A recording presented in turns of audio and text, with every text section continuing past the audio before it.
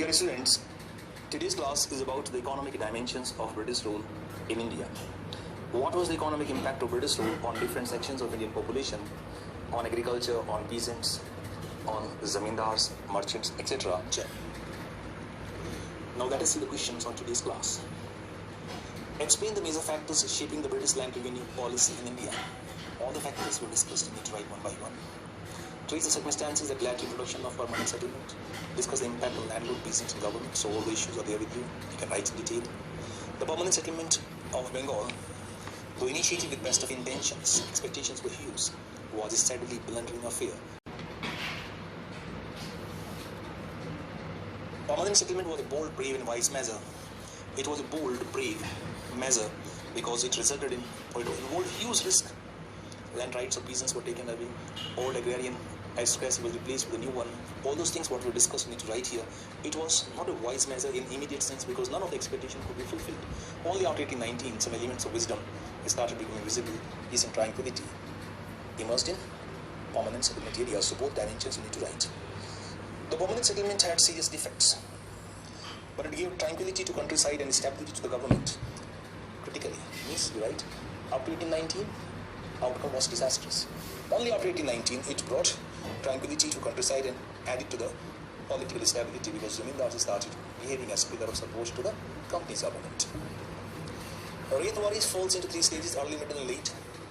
Only description common to all that was that mode of settlement was very small farming, so small indeed that their average holding on recent figures only about 6.5 acres. So land holding was very, very small. And they write about other features that settlement was with individual peasant and all other elements. Landholding was small. That is why sufferings of peasants was extreme. That's why big landlords could survive. The small peasant proprietors mostly disappeared from the scene. So write all those elements. Discuss the main features of Rayatwari settlement. Did it satisfy aspirations?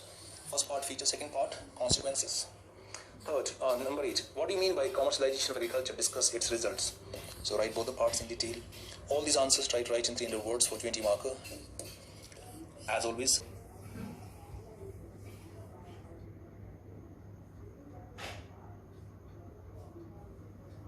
This is the second class on the topic of economic impact of British rule on India.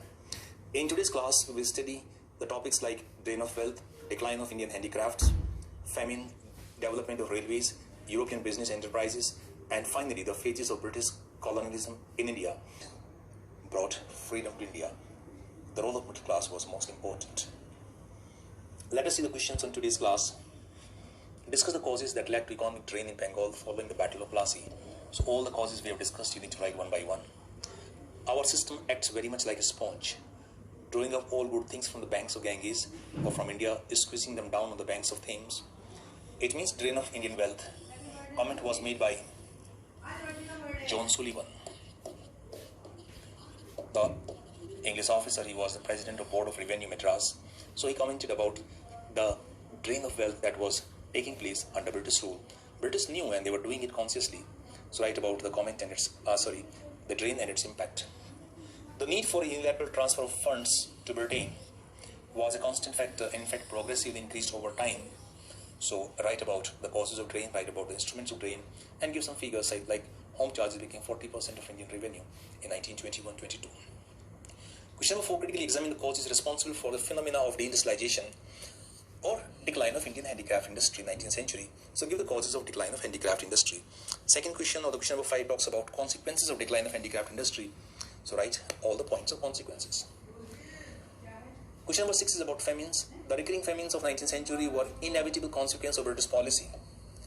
Both sides of the tree you need to keep in mind.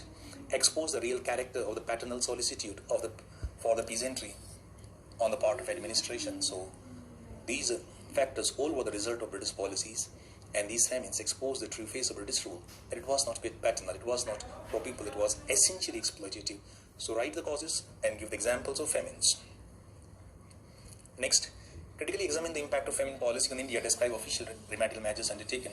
So write about the commissions, the recommendations. That is what we say, famine policy of British in India.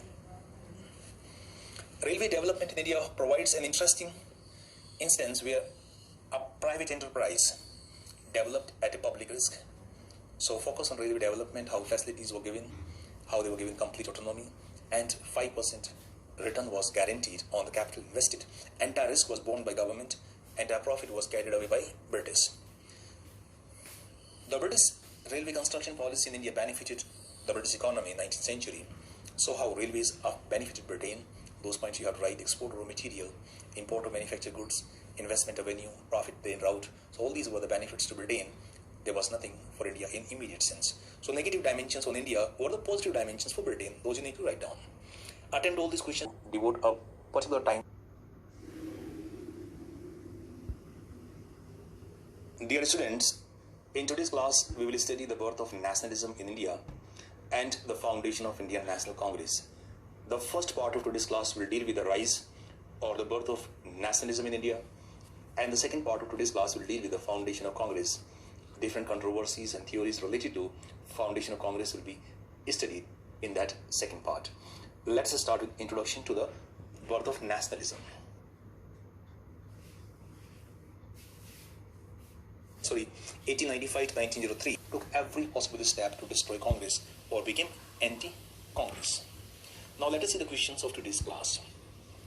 What were the major political, economic and social factors that were responsible for the birth of Indian nationalism? So write all the factors one by one. We have discussed everything. Discuss the extent to which Indian Renaissance movement means socio-religious reforms, contributed towards rise of national consciousness. So in this you have to write about the role of socio-religious reform movements. Indian nationalism was a child of British Raj. Comment critically. So Reginald Copeland's comment you have to analyze. We have discussed in detail that this was not a child of British Raj.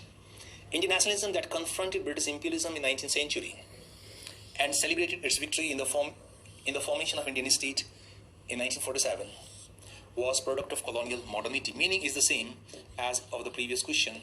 This comment was made by P.J. Marshall. So when you know that who was the commentator, so you write this comment was made by P.J. Marshall to emphasize that Indian nationalism was the result of the circumstances created by British rule in India. So 3 and 4 are same, just languages are different. Number 5, discuss the safety valve theory. Does it satisfactorily explain foundation of Congress? So write safety valve theory, critically analyze it and say it does not explain the foundation of Congress satisfactorily. To what extent was the emergence of Congress in 1885 represented the culmination of a process of political awakening that had its beginning in 1870s? So write about the reality of Congress, how nationalism emerged. So one part has to be birth of nationalism. Then how political associations emerged. Those political associations became nationalist associations during 1870s, and then regional associations. Then finally, the emergence of pan-India nationalist political platform in the form of Congress. So write